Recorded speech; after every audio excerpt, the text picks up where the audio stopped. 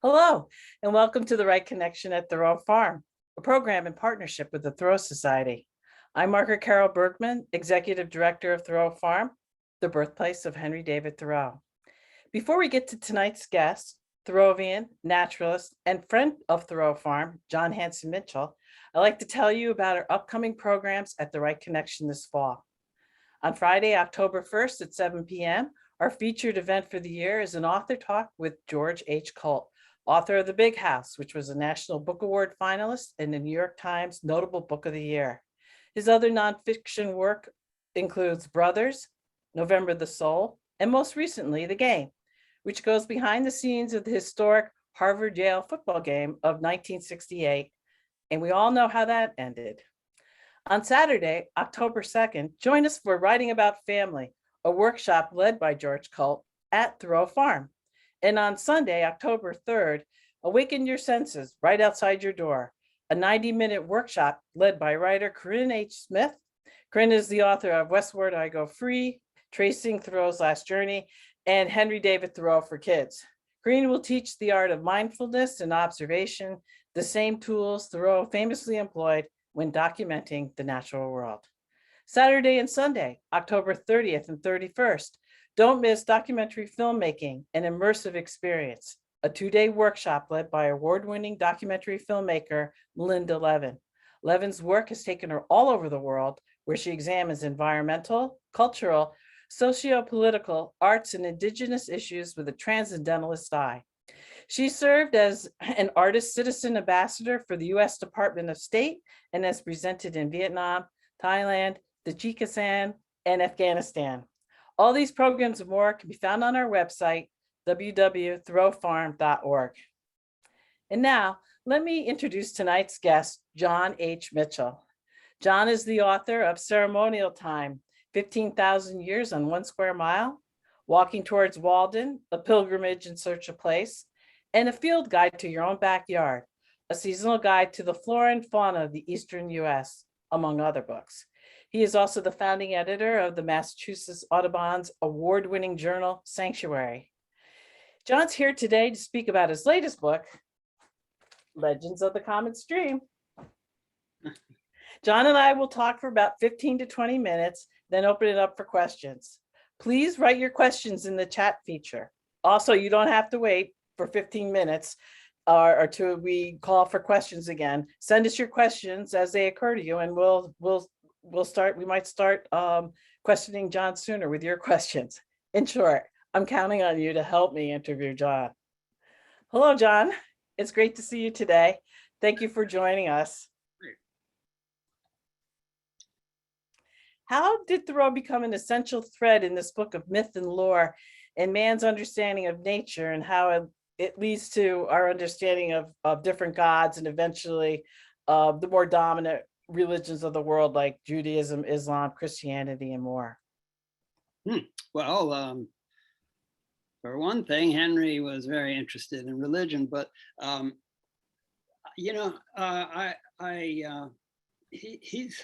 Thoreau has been a sort of a Virgil to my Dante, except when I'm riding through hell. But, I've used him.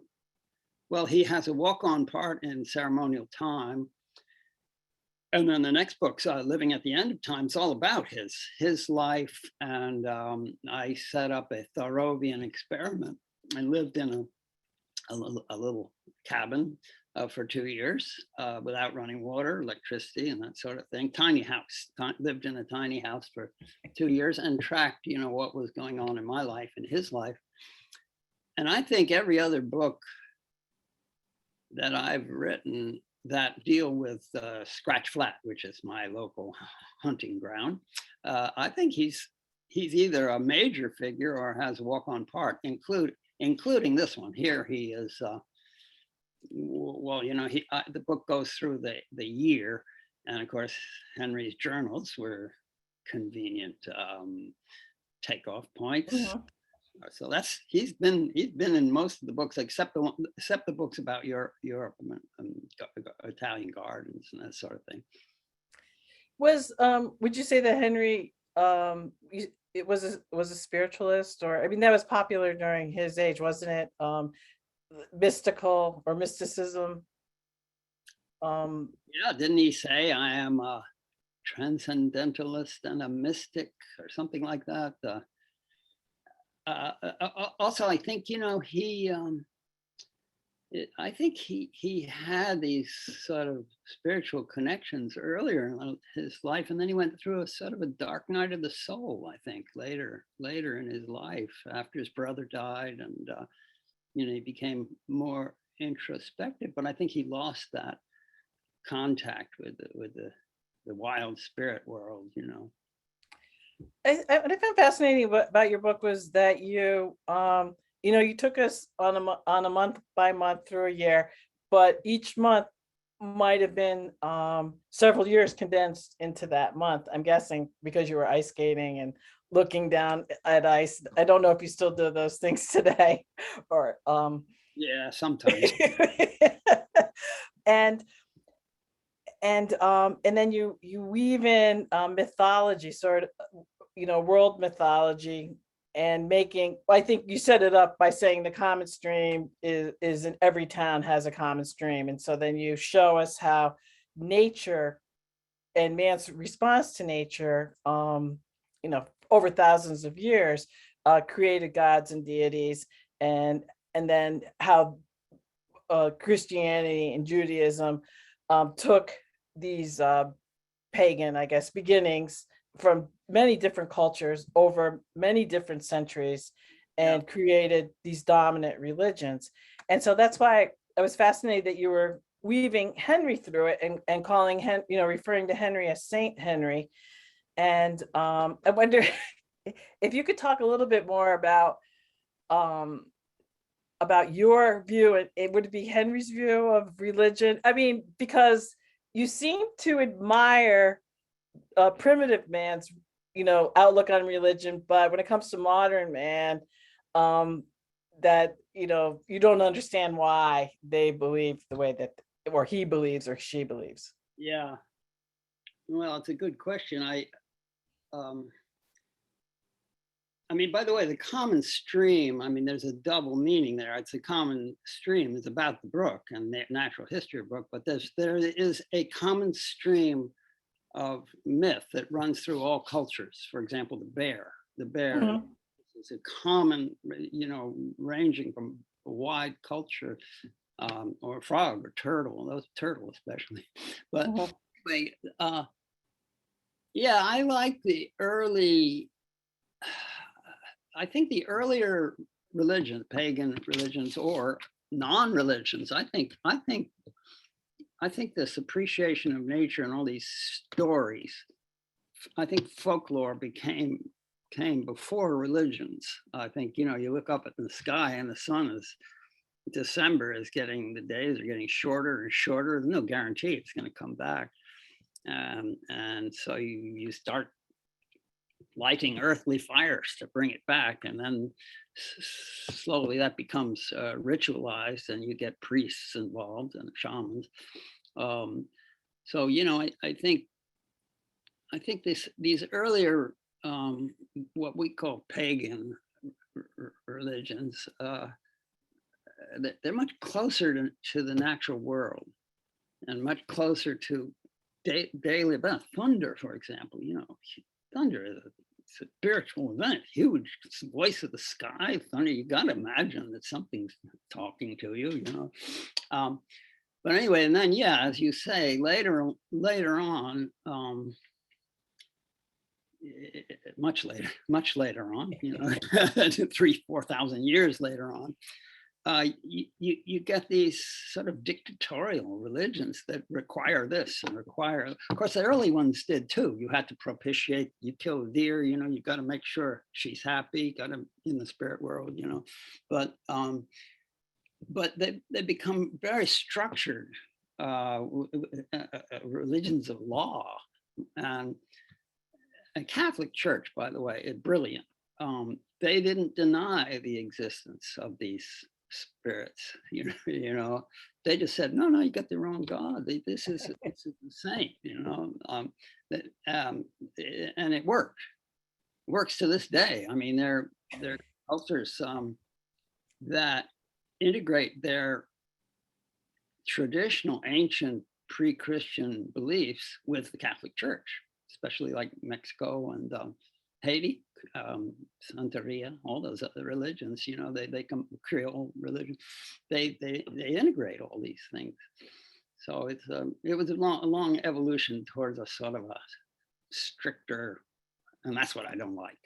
Oh, okay, because it could be viewed as the touchstone to our pagan or early primitive man, Yeah. our ancestors. So I wanted to ask you about fairies. And you talk a lot about the woodland fairies and how that the fairies have evolved in England to present day. They went out of fashion, but then to present day, you say the computer age or technology has sort of reintroduced some of these pagan rites, like pagan festivals, Yeah. or solstice, or people believing in fairies again. And I wonder if you could talk a little bit more about that. And I also wonder, do you believe in fairies? Oh, well, I'm an agnostic when it comes. But I'll tell you this. We were sitting on the back porch. We had a dog who would sometimes charge out the back door and race along the walls, barking at nothing. And we were with a woman, sort of not benign witch. And I said, I apologize for the dog. And she said, no, you don't have to. Dogs can see fairies. And so there's something out there that he knows there are fairies out there. So dogs, maybe they know something I don't know. But anyway, yeah, I'm agnostic when it comes to all that. But I think that a lot of this new age return to pagan fire ceremonies and all that, I think is a reaction to the strictures of the various churches and whatever, and they're trying to return to natural world, closer to. Now there's a complicated structure there because this fear of cultural appropriation, where you get these suburban computer even lawyers and stuff, and they're doing all these native ceremonies. Well, yeah, it's a good thing. I'm glad they do it, but yeah, it doesn't quite match. So we're talking about John's latest book, Legends of the Common Stream. And those of you who are new to our Right Connection program, John was our kickoff keynote speaker for our programs that started, our program, The Right Connection, which started in September 2019. And during that time, this was just a manuscript and you were reading to us from it. And I want to know, as an audience member, how much of our workshopping did you incorporate into the first chapter of the book, or am I putting you on the spot there? We talked about calligraphy, and we talked about. Yeah, I don't remember that well what we talked about, but I do remember that there's a phrase very early on. And it's a description of bare winter trees against a gray sky, a calligraphic. Yeah. And the audience was very helpful with that. I don't remember what word I finally came up with. You had hieroglyphics, and you did change it to calligraphy. So yeah. I want the people who are invested in this book to should go out and get it. A lot of those questions are really good, and it was interesting. I've never. What was that, a writing workshop? Is that what that was? No, that was a talk about how you got involved with being a writer, Yeah. and how you got an agent, and once, yeah. So I wanted to talk about Tom Doublet, and how did you research him to find out about him? And can you tell the audience who he was? Yeah, Tom Doublet was a Christianized Indian. There was a here on Scratch Flat, just east of Scratch Flat, there was a Neshoba plantation, which was founded in 1640 by a Puritan minister. And Tom Doublet was part of that congregation. He was married to Sarah Doublet, who was she was probably a sonk, what they call a sonk, a woman leader, chiefess. Anyway, he was kind of a go-between between the two cultures. He was a translator during King Philip's War, and he's pretty well documented, partly because he sued the General Court for his work as a translator during the King Philip's War, and he appears in the history. I found him when I was first researching ceremonial time, because he lived down in his last days. He lived down on the Beaver Brook floodplain. He had his wiki up there, and he spent his last days there.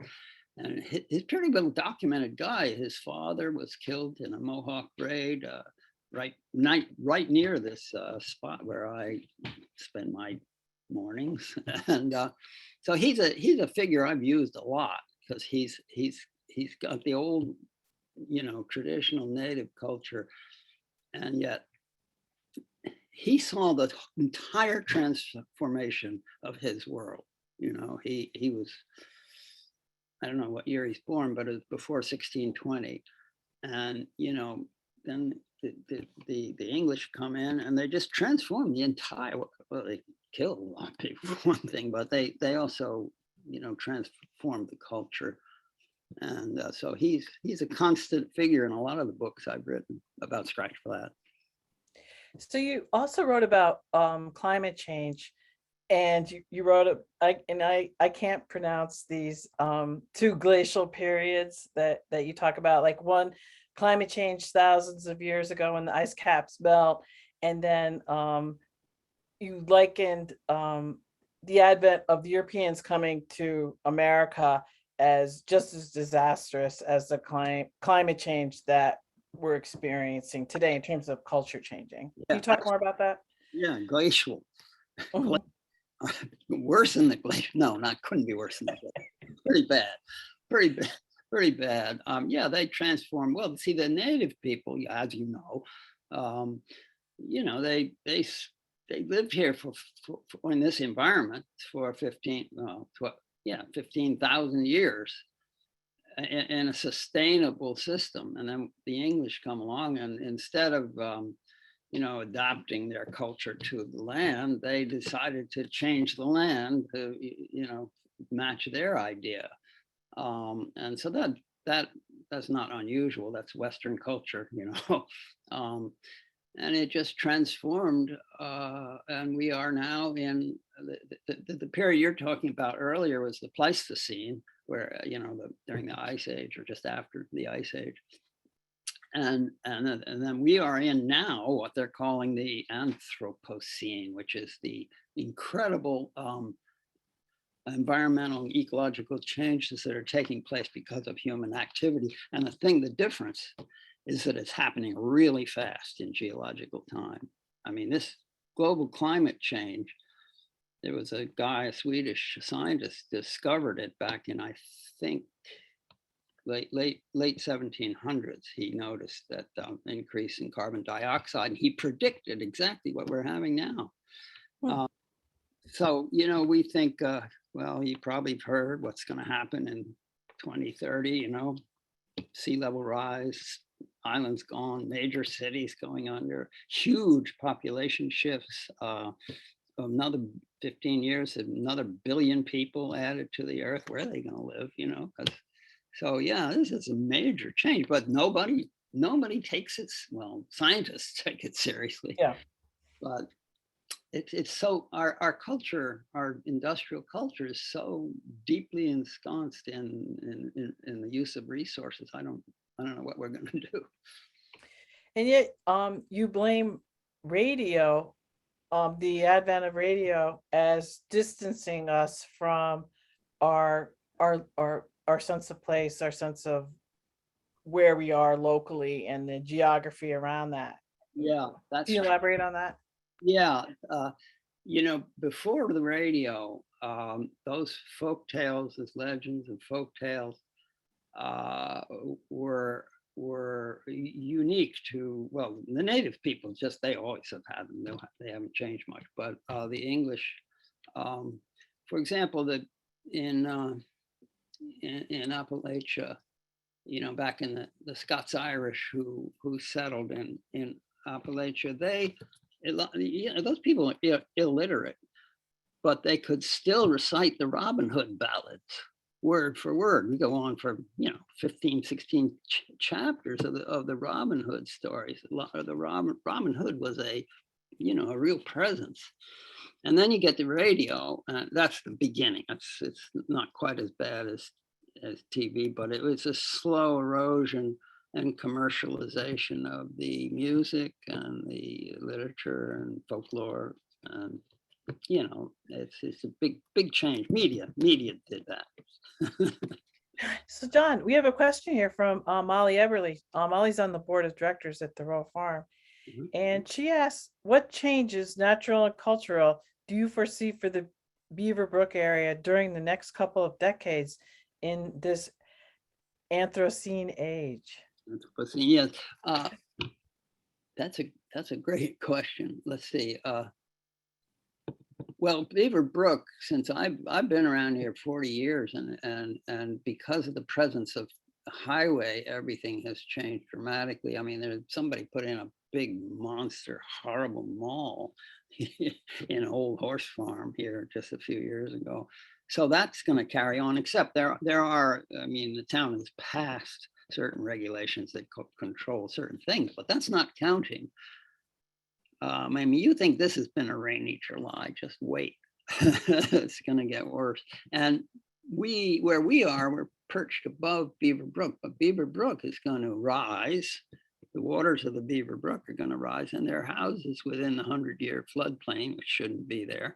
And they're going out, and I just think we may be looking at islands. Back in the time of the glacier, there was just west of us, there was a huge lake, immense lake. And, it's 15,000 years ago. Well, that's all wet. That's pretty wet land down there to the west. We might have lakes again. I don't know. But 30 years, the predictions are 10 years, 2030, 31 for all these sea level rises. We're pretty far inland, so who knows? So it is time for questions. And if people have questions, please put them in the chat and we'd love to entertain them. Right, John? Yeah. So do you have a favorite passage in the book that you'd like to read to us? Well, yes. Well, see, there are a lot of favorite passages, but I think the best or the most instructive would be both the beginning of the book and the end, which is just hang on, I've got the book begins on Christmas Day and it ends on Christmas Day a year later, and so I go out. It's this Christmas morning, and there's this. You got to go down through a wooded track and go through brush and stuff to get there. But so finally, and I have this dry ground above the brook to give you a good view out over the marshes of the Beaver Brook. Has huge cattail marshes. So down at the brook that morning, that's Christmas morning, the grass on the bank was still snow-free, and I sat cross-legged above the waters and waited for the sunrise. There was nothing to wait for, actually. The day was characterized by that flat, seamless pall of sky that prefigures snow. A few flakes began to drift down as I watched, followed by a few more, and then by a steady but light fall. As I waited, a pale, faded image of the white winter sun, much filtered through the mists and drifting flakes, showed itself. a silvery coin behind the black branches of the trees. It was an odd, somehow portentous sunrise, the type of light which the native shamans and Puritan ministers of these parts might read dark omens. Well, and that is followed by Christmas and Christmas Day and birth of Christ, and then the birth of Mithra, who was a cult figure about the time of Christ, and so on and so on. And that's how the book begins. And then in the end, I'm back, same place, same place. And I've got a litany here, which I will not read, of, wars, floods, raging fires, mudslides, rise of dictatorships, and so on and so forth. Everything going wrong, right?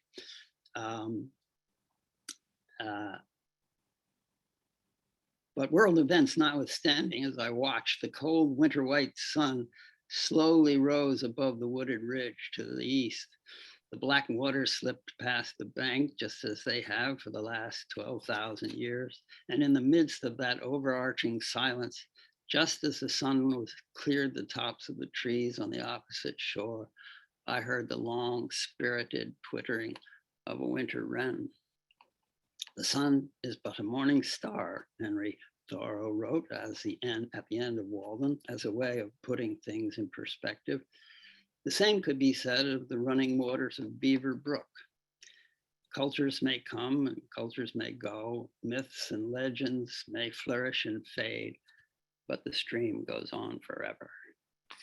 I like that. Yeah. I mean, there are other parts that are more entertaining, but such as another one of the departure of the ferries from England back in 1640s, 1650s. And people saw them leaving, this cavalcade of ferries starting in Kent, weaving all the way through around London, up through the Midlands, and so on. Do you think that was a mass hysteria, or do you think people actually saw them? That's a good question. There's an account in there. It ends with a boy up in Scotland. A boy and a girl saw them, and they reported. They were, this procession of fairies, the women in gowns with slashed sleeves and bonnets and feathers, men in striped trousers, the whole thing. They had little horses, little dun-colored horses, and they were driving their cattle, which are their horns were bedecked with flowers. And the little boy, very brave little boy, he says to one of them, he says, "And where are you going, little Manny?" and one of the people, as they pass, he turned on his and he says, I've forgotten exactly, but we're off to Ireland. No more shall the people of peace be seen in old England. So, and as usual, my point in that passage, as usual, in a way, was true. This is the Enlightenment, and belief in fairies was fading. So the folklore, this procession of fairies leaving England, going up to Ireland, where they still are, by the way. That reflected what's happening culturally at that time. It's in the Enlightenment. This is Oliver. This is So let's talk about you. You saw a character, mythological character. You were walking in Europe, right? And you had like a tin of sardines with you and some bread, and you stopped to take a rest, and you woke up and there was some kind of Pegasus looking at you, or a goat man, or... Well, that was in the Cevennes mountains, and I was living on a goat farm, actually, and I go out every day, take hikes, and I don't know, that's a region that's very rich in Roman ruins and ancient cultures, and it was hot, and I came to a bubbling brook, and I took off my shoes, and then I cooled myself, and then I lay back and fell into a sleep. And I guess there's this mental stage between sleeping and waking where it's hard to know what's real. Um, Mhm. anyway, I'm trying to remember. Yes, I heard the clatter of stones on the hillside. There's a rocky hillside opposite me. And I woke up and there was this figure of a goat's head, but a human figure with a goat's head. And as soon as I saw it, it scrambled up the scree and disappeared. And then I really woke up and I thought, what the hell is that? You know, it's just a goat, but it looked just like Pan, Mhm. exactly like Pan. And that's a good place for Pan. He retreated, you know, after the coming of Christianity. Uh, Pan retreated to the wild places of the world. Pan, you know, the word panic, it's from, you're walking in the mountains and all of a sudden you're scared of something, some fear. Well, that's Pan. He's nearby. I learned that reading the book. Yeah. Um, Molly has another question. In searching fairies and their history, what have been some of your richer resources? How do you personally vet a resource? And and I might add that it's not just, talking about the fairies, but in talking about the other lore that you mentioned, from Lapland, or the reindeer myth, Santa Claus myth, flying reindeer. How do you vet a resource? Well, fairies, there's a pretty good body of uh, literature on fairy lore. The best is Catherine Briggs' Dictionary of Fairy Lore or something like that. But my main source in this book is I have a 13 volumes of Fraser's The Golden Bough. And that is rich in cultural myth and Mhm. ritual and beliefs and so on. So I always can turn to that. If I want to write about frogs, you look in the index there, and there's all these frog stories, about Japan. Oh, and another source actually for Asian um, culture. My father lived in China for 3 years when he was young, and that's pre-Mao. And he was very interested in Japanese folklore. Even though he lived in China, he'd go up to Japan every summer. And he came back to this country, and he went to graduate school and did his thesis on Lafcadio Hearn. He was Mhm.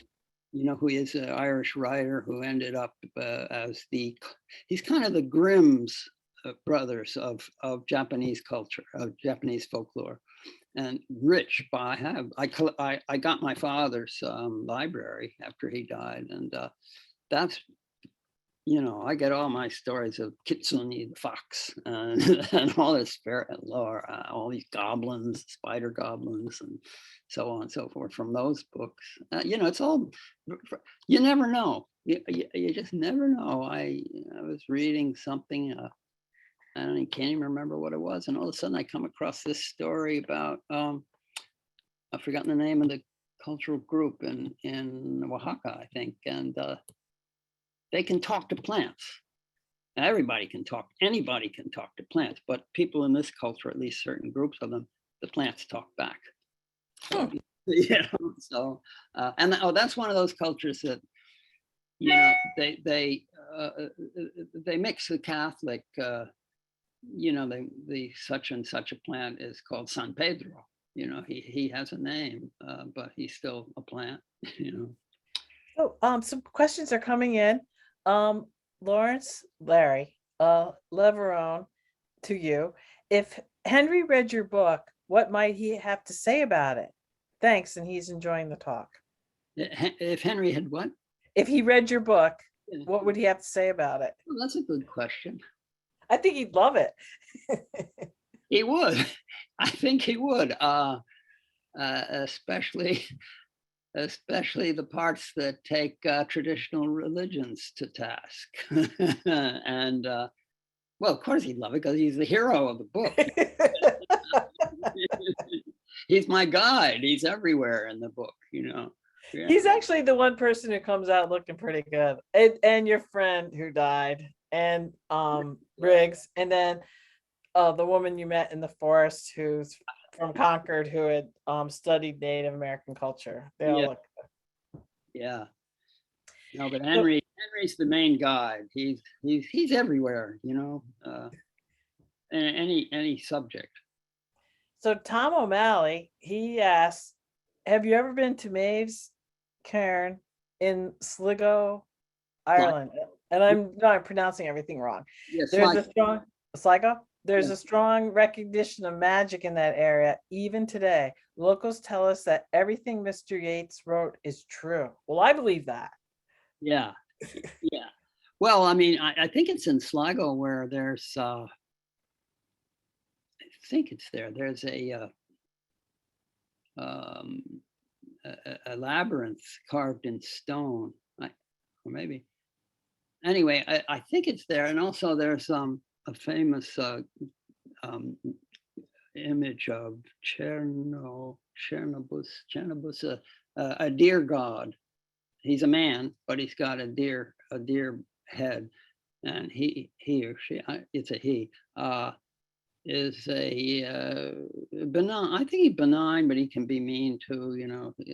Anyway, it's a major figure. There's a goblin that depicts him with his antlers and everything. Yeah, it's a male, has an antlers.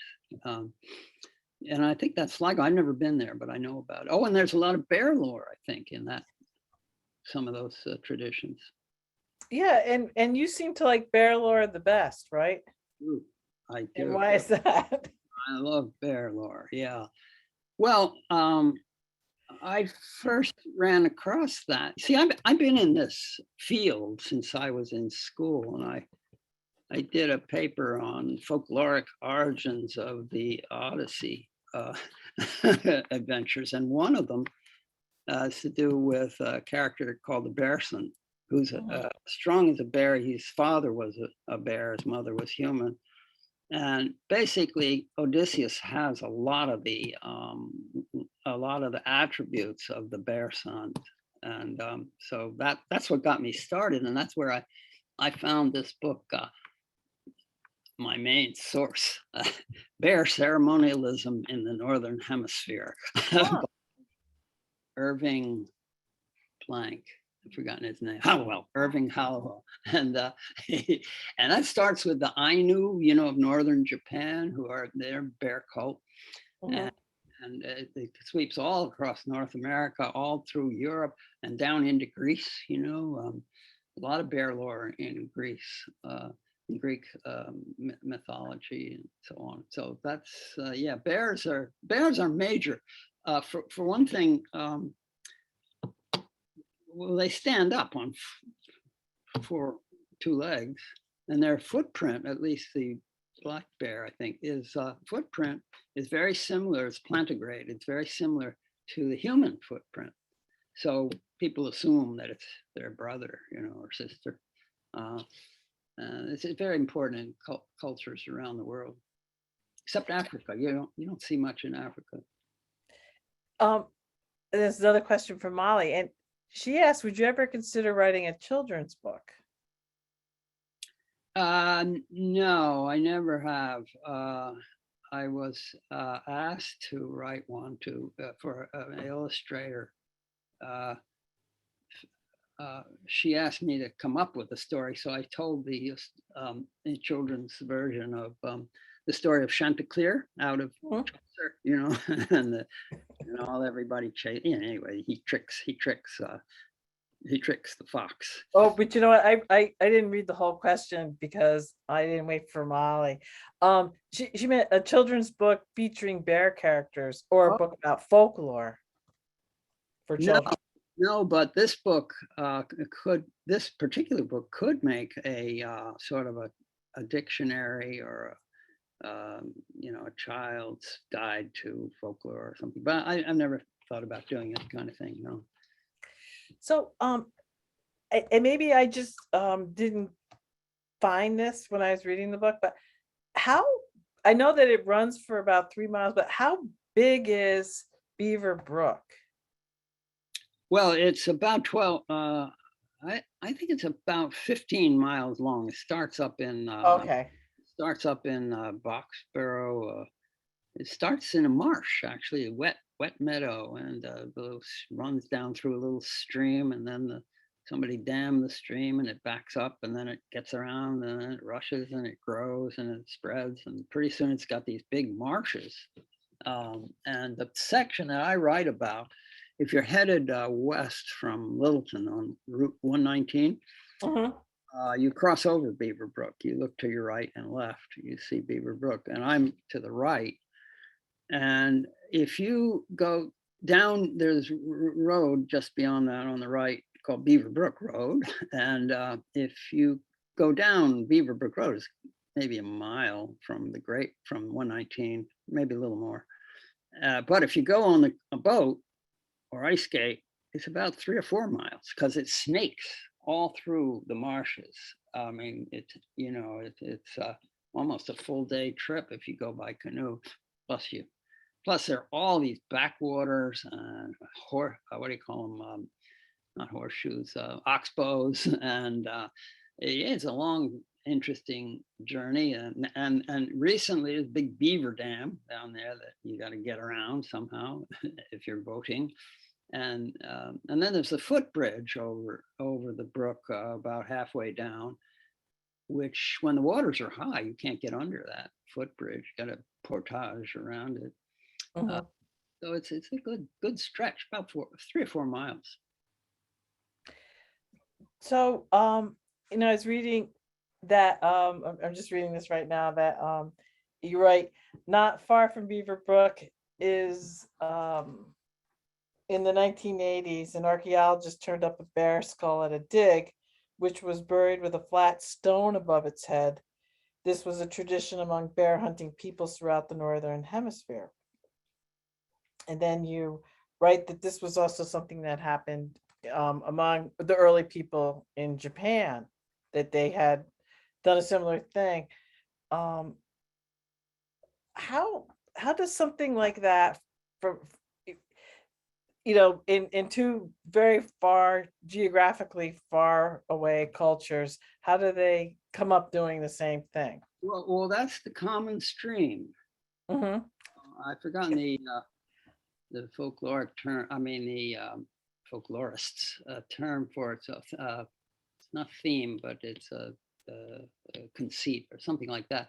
So bears, yeah, there's no connect. That's northern Japan. Those are the Hokkaido. It's the Ainu people who are, you know who they are. They're the hairy Ainu. They are not Asian.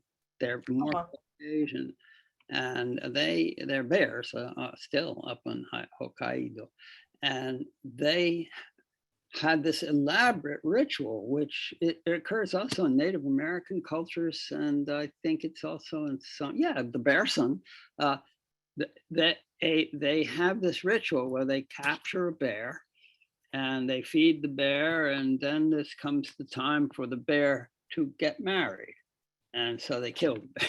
They kill the bear first, and then he marries a woman from the tribe, and it's all this rituals that go on, and then they bury him. Well, I think the Ainu, but I know the Native Americans, yeah, the Ainu too. When they bury him, they I guess they don't want his soul to get out, so they put a flat stone on top of the skull. Maybe I'm Hmm. not sure why that tradition exists, but it exists in Asia, and of course, our people here, our Native Americans, are really not native; they're Siberians, So these Siberian Americans brought those same traditions over across the Bering Land Bridge 15,000 years ago. And here, this was a dig, Harvard University. They were putting a highway in Route 290 or something like that, and they came across this what they call a rock shelter, and they did an archaeological dig there, and they found this bear skull with a flat stone on top. By the way, they also, there's a big section in this book on owls, which is another cultural, very important cultural. And they found in that same dig the bones of a screech owl. Well, you don't eat screech owls. So either it was a pet or had some ritualistic um, association that they felt that they had to bury the owl properly. So So, things they're independent though. They are the common stream. There's some kind of thing in the human psyche that makes these connections between bears and human beings, or frogs and water. That makes sense. Frogs and rain.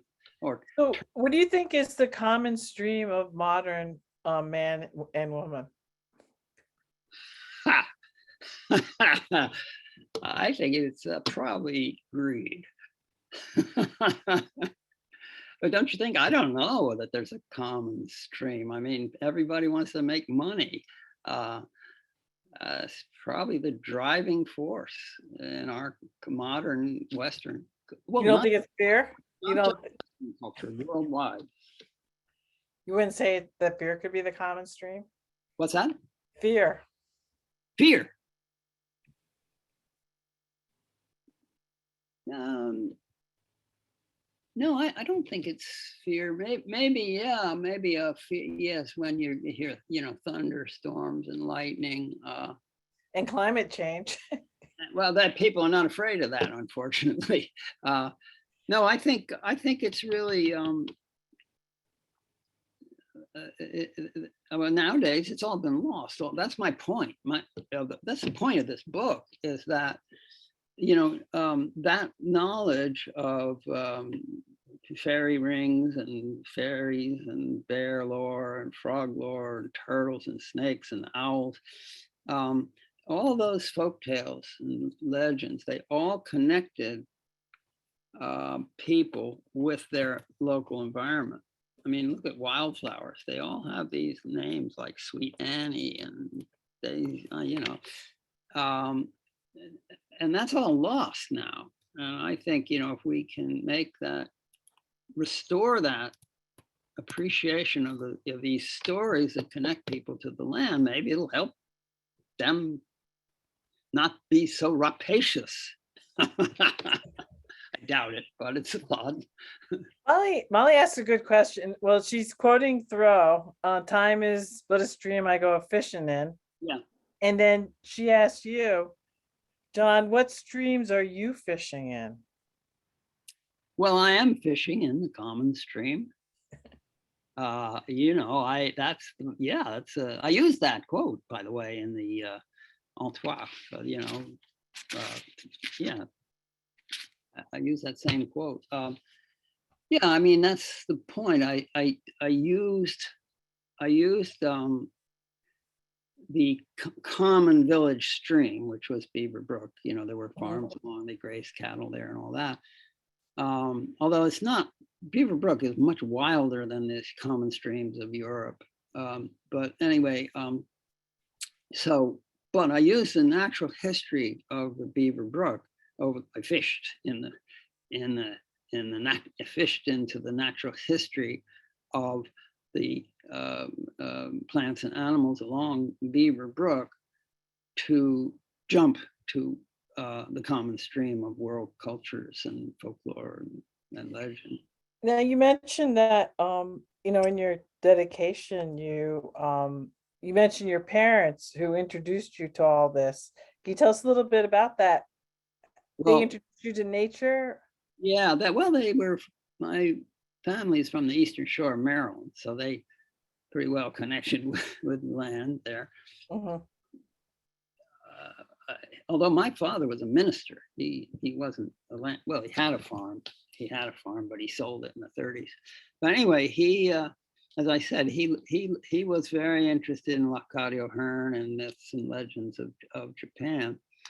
And my mother taught she a high school teacher, taught ancient history. So she was, I sort of grew up with Jason and the Argonauts and all that Greek and Roman traditions that they would tell me about. It was part of our culture, family culture, was Japan, China, a lot of Chinese lore. Do you learn any Chinese? Well, I did learn one phrase, a translation from my father. I can say nobody will understand it because probably Shanghai dialect, but si u tansu itso lanya gansito, and that means his translation is 6 bridges cross the West Lake scene with willow and peach trees in between. Oh, That's his you translation. couldn't escape it. So I remember that, he taught me that. He taught me a few other phrases, but I don't think he didn't speak Mandarin. He spoke the Shanghai dialect, so he couldn't understand Mandarin. So we have some Mitchells on the call, and they're welcome to ask questions. Some of your relatives are here, You ought to know. and we have about 9 minutes left. And if anyone has any questions, now's the time. Don't hold back. Keep them coming. While we're waiting, I'll ask, what are you working on now? Is it going to be another book of the Scratch Flat area, or? No, this is really off the subject. Well, not really. I did a book a few years ago called Looking for Mr. Gilbert about the first African American. I discovered the glass plate negatives of this in an old attic, and it turns out they were credited to William Brewster, who was the head of the ornithology department at Harvard in 1890s or something like that. And then it turns out some of those plates were taken by his African American assistant, a man named Robert A. Gilbert.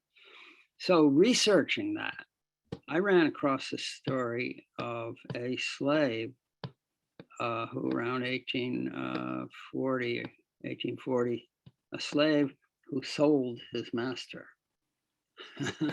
So I spent, I don't know how many years digging that story out. Well, that's intriguing. Yeah, he lived in this, he was born in East Virginia. He spent about 3 years, we think. Jill Brown, my wife, helped me with this. We think he was definitely in France for 2 or 3 years, and he very handsome guy, light skinned, green eyes, became fluent in French, very very good duelist and all this and all that. Unfortunately, he came back to this country and got sold to a horrible slave trader named, they called him Black Bart or Blackjack. Anyway, it was a horrible guy named James Hubbard, and Hubbard took him down to New Orleans market to sell him, but on the way got to like him because he's cultured. This guy's really cultured. He spoke French. He could read. He could write. Very skilled socially, especially among white Europeans. Anyway, he got down to New Orleans, and New Orleans back then, was sort of a semi-open city. They weren't so strict about mixed race people, and yet he hated this master. He was cruel. He was a very cruel man, and our hero's name was Marcus Aurelius, and he was in a tavern one night, and he met a guy who was looking for a strong-backed field hand, and actually got to work in the timber camps. And Hubbard was a Black Irishman. Do you know who they are? They were people who south part of Ireland, descendants of the shipwrecks of the Spanish Armada, and they were Moors. They were dark-skinned. And so this Hubbard fellow is just swarthy skin, black curly hair, black eyes, and Marcus Aurelius, when this guy said, "I'm looking for a field hand, if you know him," he said, "Well, yes, sir, I know just your man." So that's the.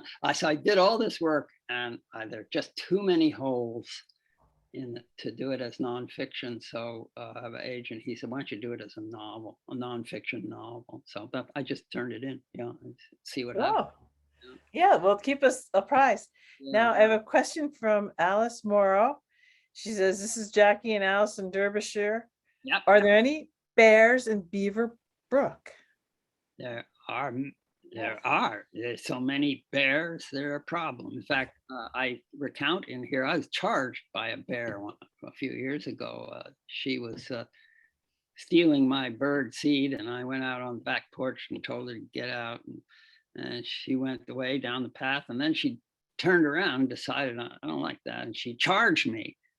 But I know enough about bear lore to know that half of the, well, more than half, 90% of their charges are false charges.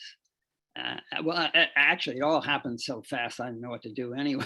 Anyway, and she charged down the path and, threw her paws out, like a puppy does when he's gonna play. She threw her paws out, huff, huff, like that, and then turned around and ran up a hickory tree. And I realized I had spoken. Bears, apparently bears, they don't obviously understand English, but they understand tone. And I had yelled at her. I'm afraid I used strong language, and she didn't like that. So she went up the tree, and I apologized to her. I said, sorry, and she slowly, back went off into the woods. I said, go back out in the woods. There's plenty of ants to eat, but The bear whisperer. Yeah, yeah. So she was all right. She wasn't bad. But they come and eat the bird feeders. They smash them down. It's a common problem around here. Well, especially in the fall when the young ones are out. So there are bears. Tell Alice Morrow, and bears here, and they not come over to this country because of bears. And Molly asks, if the internet is here to stay, does that corrupt or enrich the common stream? The internet is here to stay, I think, unless the electricity goes. What if we lose, for some reason, the ability to create electricity? Yeah, I don't know. I think it could do both. I think it could. Well, people read this book online. It's available on, what do you call it? Kindle. Yeah, available on Kindle. Plus, I mean, the internet, if you know how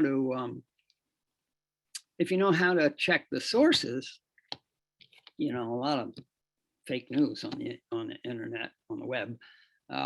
But if you know the sources, and there are some scholarly paper like JSTOR you can get on to, and those are reviewed. That's reviewed material. And if you can learn how to skip all the kind of fake, I mean, there's some really stupid things in there that are totally wrong. That's our mythology. Yeah. So one last thing I want to say about the book is your wife Jill Brown did the cover art for it. And it's beautiful. It's absolutely beautiful. In the book, there's so many different things to learn in this book, and there's something for everyone in it. You just full out nature writing about mythology and lore, crying out against organized religion, climate change, Littleton. It's all here in this book, and I thank you for writing it. Glad you liked. I loved it. So I'm going to thank you for joining us tonight, and our audience for tuning in, and look forward to talking to you when your next book comes out. Okay, good. Very good. Thank you. Thanks for this. Great. Thank you. All right. Bye. Bye, everyone. Bye-bye.